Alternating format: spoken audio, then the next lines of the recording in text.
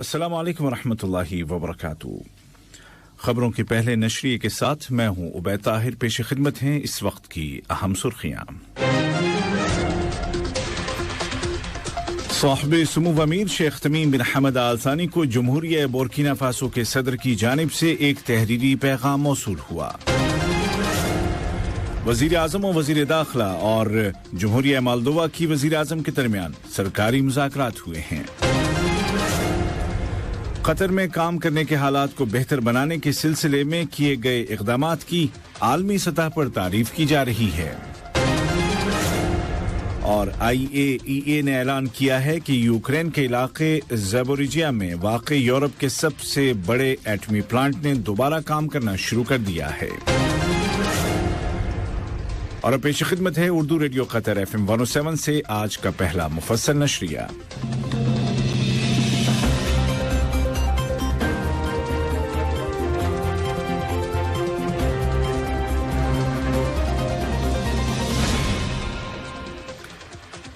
बिस्मिल्लाहिर्रहमानिर्रहीम।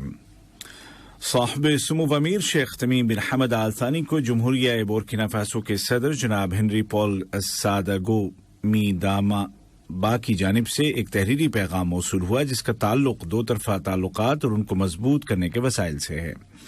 वजीर ममलिकत बराए उमूर खारजा जनाब सुल्तान बिन साद अल मुरैखी के साथ एक मुलाकात के दौरान बुर्किना फासो में कौमी मुसालहत के उमूर के जिम्मेदार वजीर जनाब यारो पॉली ने ये पैगाम पहुंचाया।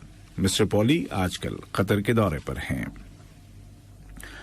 नायब अमीर शेख अब्दुल्ला बिन हमद आल थानी के साथ दीवान अमीरी में वाक़ उनके दफ्तर में फ्रांस की कंपनी टोटल के चेयरमैन ऑफ द बोर्ड और CEO जनाब पैट्रिक पोयान्ये ने मुलाकात की।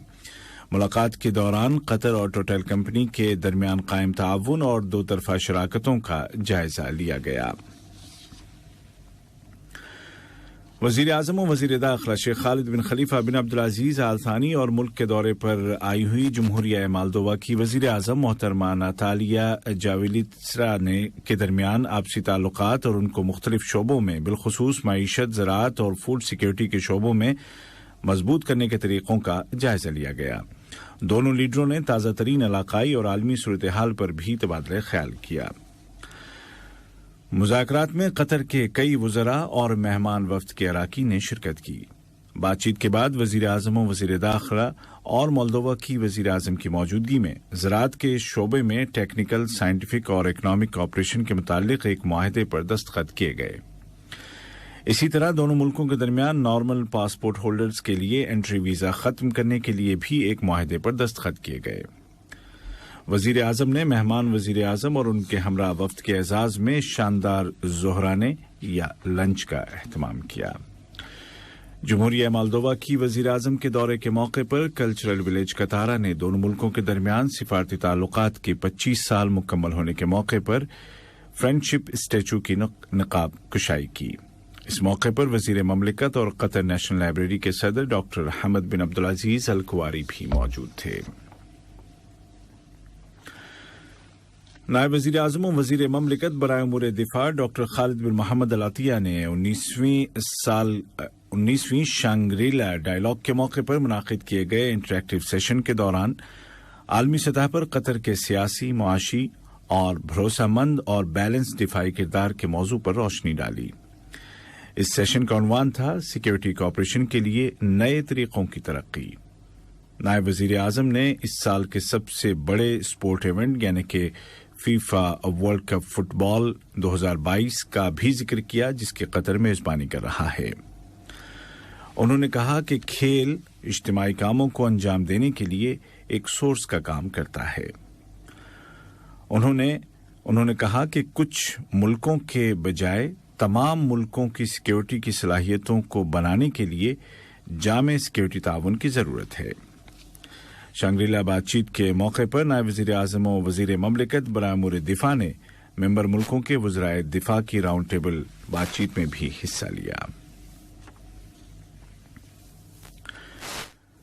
लेबर मिनिस्टर और इंटरनेशनल लेबर कॉन्फ्रेंस के 110वें सेशन के नायब सदर डॉक्टर अली बिन सुमैख अल मर्री ने कॉन्फ्रेंस के इख्तितामी इजलास से खिताब करते हुए कॉन्फ्रेंस के नताइज की अहमियत पर जोर दिया। انہوں نے کہا کہ یہ نتائج آئندہ مرحلے کے دوران عالمی برادری کو لیبر سیکٹر میں درپیش چیلنجوں کا حل پیش کرتے ہیں۔ انہوں نے کہا کہ قطر آئندہ ماہ مارچ کے دوران کم ترقی کرنے والے ملکوں کی 5ویں UNO کانفرنس کی میزبانی کرے گا، جو اس کے اس یقین کا اظہار ہے کہ تبدیلی لانے کے لیے بین الاقوامی یکجہتی کو مضبوط کرنا ضروری ہے۔ واضح ہے کہ عالمی اداروں نے، جن میں انسانی حقوق اور اقوام متحدہ کے ادارے بھی شامل ہیں، ILC کے 110ویں سیشن کے دوران قطر میں کام کے ماحول کو بہتر بنانے کے حوالے سے کیے گئے اقدامات کی تعریف کی ہے۔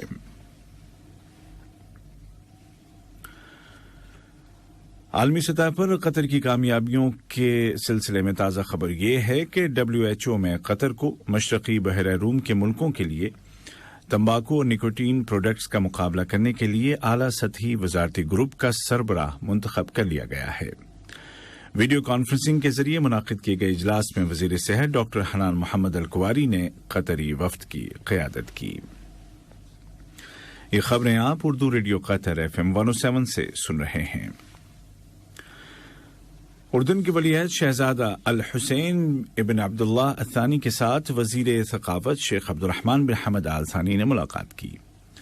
وزیر ثقافت عرب کلچر کے دارالحکومت برائے سال 2022 اربد کی تقریبات میں حصہ لینے کے لیے اردن کے دورے پر ہیں۔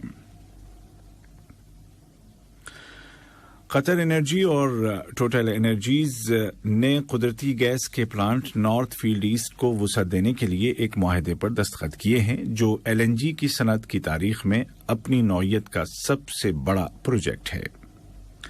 وزیر مملکت برائے امور توانائی اور قطر انرجی کے CEO انجینئر سعد بن شرید الکابی اور ٹوٹل انرجیز کے چیئرمین آف بورڈ جناب پیٹرک پویانے نے اس معاہدے پر دستخط کیے۔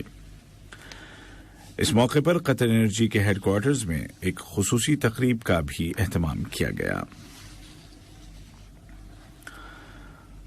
IAEA یعنی عالمی جوہری ایجنسی نے کہا ہے کہ یوکرین کے علاقے زاپوریژیا میں واقع یورپ کے سب سے بڑے ایٹمی پلانٹ نے دوبارہ کام کرنا شروع کر دیا ہے۔ تکنیکی خرابی کی وجہ سے یہ پلانٹ تقریباً 2 ہفتوں سے کام نہیں کر رہا تھا۔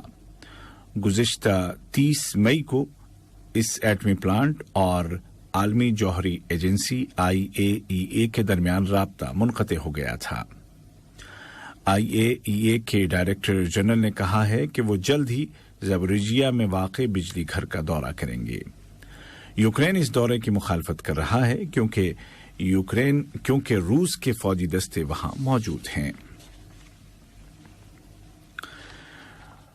ادھر یوکرین کے مشرق میں واقع شہر سیورو دونیتسک پر قبضہ کرنے کے لیے لڑائی میں شدت آ گئی ہے۔ روس کی گولہ باری سے اطلاعات کے مطابق کیمیکل تیار کرنے والی فیکٹری آزوت میں زبردست آگ لگ گئی۔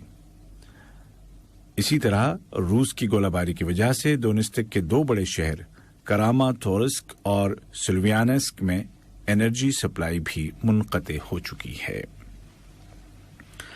آج کا پہلا نشریہ ختم ہونے سے قبل اس وقت کی اہم سرخیاں ایک مرتبہ پھر سن لیجیے۔ صاحب سمو امیر شیخ تمیم بن حمد آل ثانی کو جمہوریہ بورکینا فاسو کے صدر کی جانب سے ایک تحریری پیغام موصول ہوا۔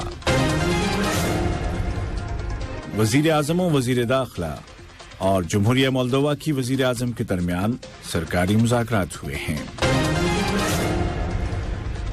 قطر میں کام کرنے کے حالات کو بہتر بنانے کے سلسلے میں کیے گئے اقدامات کی عالمی سطح پر تعریف کی جا رہی ہے۔ عالمی جوہری ایجنسی IAEA نے اعلان کیا ہے کہ یوکرین کے علاقے زاپوریژیا میں واقع یورپ کے سب سے بڑے ایٹمی پلانٹ نے دوبارہ کام کرنا شروع کر دیا ہے۔ اردو ریڈیو قطر FM 107 سے آج کا پہلا نیوز بلیٹن اپنے اختتام کو پہنچا۔ عبید طاہر اور تکنیکی معاون جابر حسین کو اجازت دیجیے۔ خدا حافظ۔ ہمارا دوسرا بلیٹن شام 7:30 بجے پیش کیا جائے گا۔ سنتے رہیے FM 107 یلا یا شباب۔ السلام علیکم دوستو، میں ہوں شیخ نور. آپ دیکھ رہے تھے قطر نیوز ٹوڈے. مجھے امید ہے کہ یہ ویڈیو آپ کو انفارمیٹک لگی ہوگی. اسی طرح کے ویڈیو پاتے رہنے کے لیے نور ٹائم 24/7 یوٹیوب چینل کو سبسکرائب کیجیے اور اس ویڈیو کو لائک، کمنٹ اور شیئر ضرور کیجیے. اگر آپ فیس بک پر دیکھ رہے ہیں تو شیخ نور پیج کو لائک کیجیے اور فالو کیجیے تاکہ میں جیسے ویڈیو اپلوڈ کروں آپ تک پہنچ جائے. شکریہ.